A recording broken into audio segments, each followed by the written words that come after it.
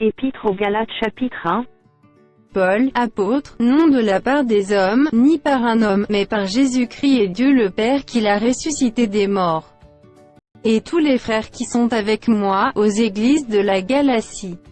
Que la grâce et la paix vous soient données de la part de Dieu le Père et de notre Seigneur Jésus-Christ, qui s'est donné lui-même pour nos péchés, afin de nous arracher du présent siècle mauvais, selon la volonté de notre Dieu et Père.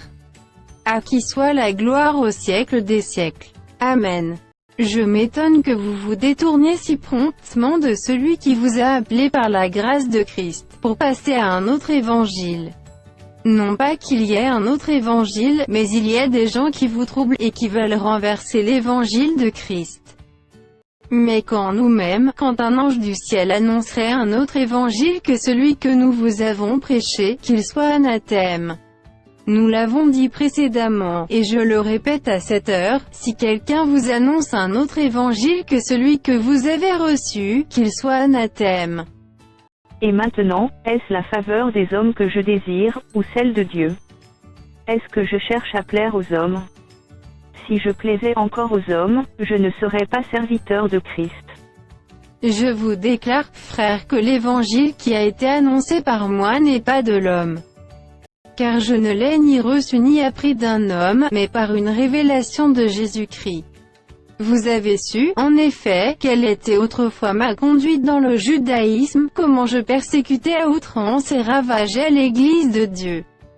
Et comment j'étais plus avancé dans le judaïsme que beaucoup de ceux de mon âge et de ma nation, étant animé d'un zèle excessif pour les traditions de mes pères.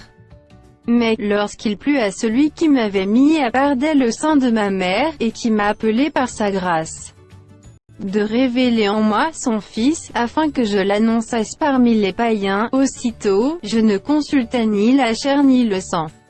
Et je ne montai point à Jérusalem vers ceux qui furent apôtres avant moi, mais je partis pour l'Arabie. Puis je revins encore à Damas.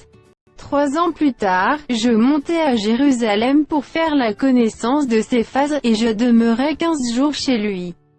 Mais je ne vis aucun autre des apôtres, si ce n'est Jacques, le frère du Seigneur. Dans ce que je vous écris, voici, devant Dieu, je ne mens point.